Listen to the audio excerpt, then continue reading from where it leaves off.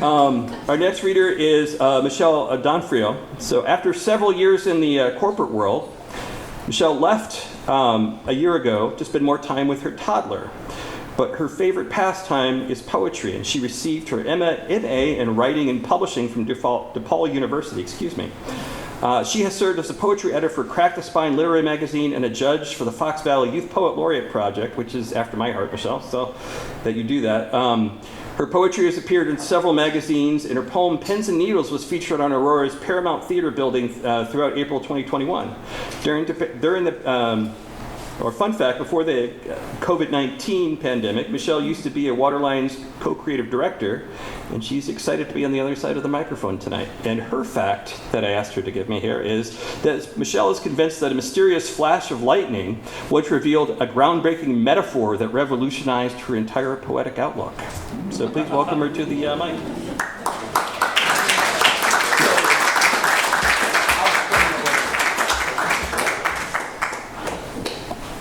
Having me, and thank you to Kathy and team for having me back.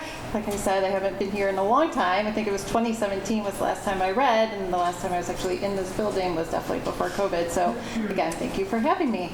I feel like all of the readers so far, we've all been kind of on the same wavelength, because my poetry is also about sort of seasons of life. Again, I recently had a birthday, thinking about aging and sort of the life cycle as well. So that's mostly what I'm going to be reading about today.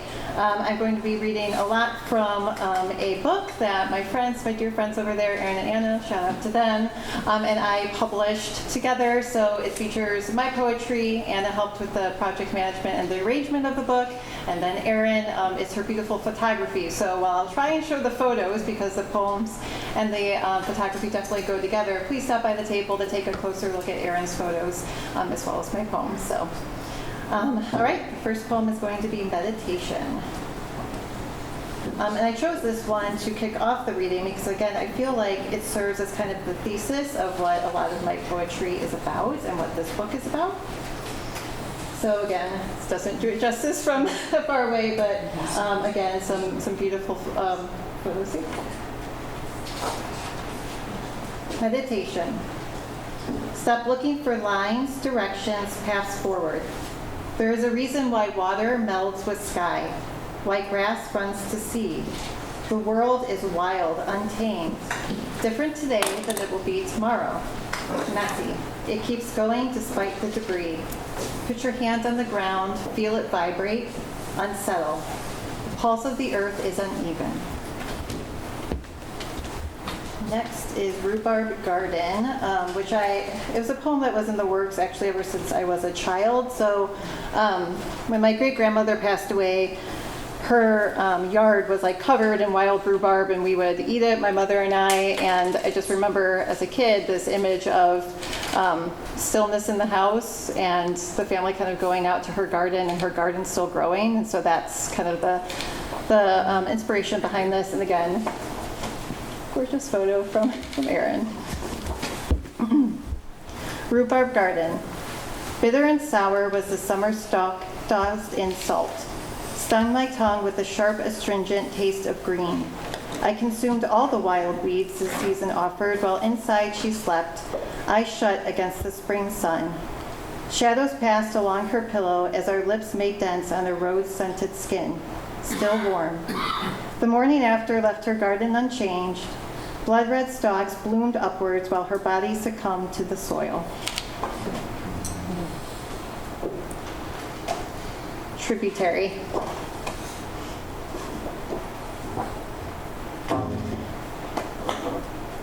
Green grass and goldenrod as far as my eyes can see. Steps imprint the earth, shadowing the world. As far as my eyes can see, an undulating, curving stream, shadowing the world. Twigs, grit, and dirt. An undulating, curving stream full of beautiful, dank darkness. Twigs, grit, and dirt not meant to be contained. Full of beautiful, dank darkness, the water in my soul, not meant to be contained, what lurks beneath the surface. The water in my soul moves towards a tributary. What lurks beneath the surface, one cannot acknowledge but know. Move towards a tributary, journeying ever forward, one can acknowledge but not know where it all will end. Journeying ever forward, endless expanse before me, where it all will end is mine to explore. Endless expanse before me, green grass and goldenrod is mine to explore, steps imprint the earth. The next one's from my Still Dead Grass, which was written in the heart of COVID. And again, a lot of this book was trying to find connection with my friends, trying to find connection with the world in a time, of course, where it could feel very isolating, especially as a writer. From my Still Dead Grass. Back pressed against our sliding glass door, I hear it. From my still dead grass, a subtle, almost imperceptible animal sound. Even the birds have not fully returned. I strain to hear above the furnace. Yes, another, a gargling so soft, alive, and sweet, an exchange. I'm not sure what these two toads or birds or insects are saying to each other. All I know is this. We're sharing the same dialogue, care about the same things. Despite social distancing, I'm only a pain away from a conversation in which my heart is participating.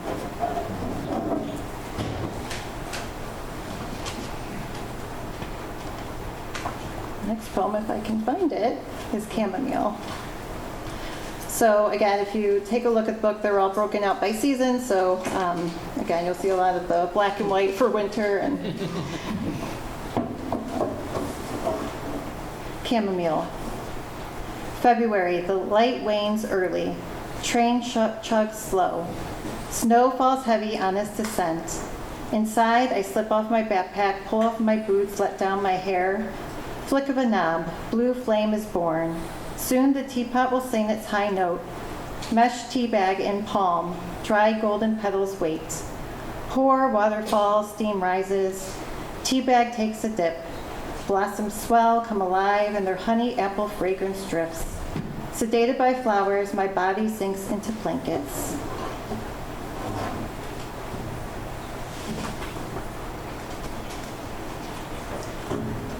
And then last one from this book. This one's kind of hard to see because it's white from where you are, but I was so tired. Can relate. I was so tired that I mistook radio static for ocean waves. I cradled my headphones closer to my ear like a conch shell, tried to listen for sounds of inspiration, seagull shrieks in the darkness. Only white noise sang as my tired mind swam. I wished for buoyancy, for words to float off my tongue, rhythmically crashing against white paper shores. I scratched out lines as my head grew heavy. Breath rose and fell to a new cadence as my unwritten poem swept out to sea. And then just a few newer pieces I've been working on.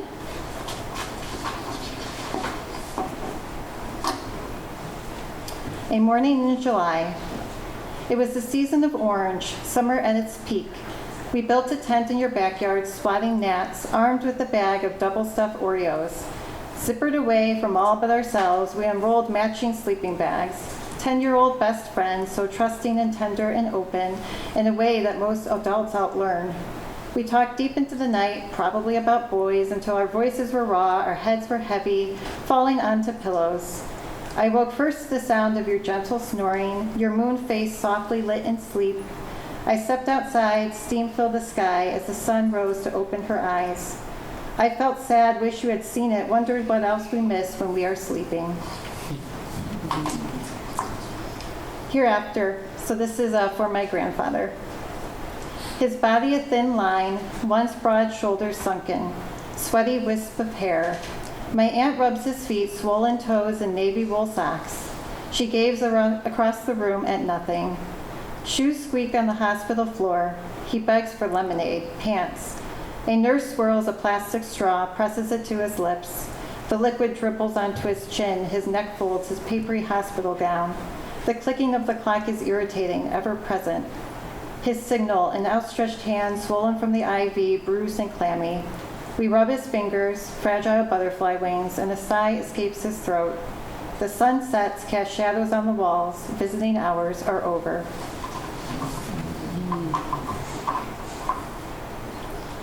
At the water's edge. Balancing barefoot, I try to skip stones. Instead, they sink to the bottom of things. skim the water, gather debris, and dip beneath the surface. Eventually, we all become silt, ground pebbles at the water's edge. Thank you.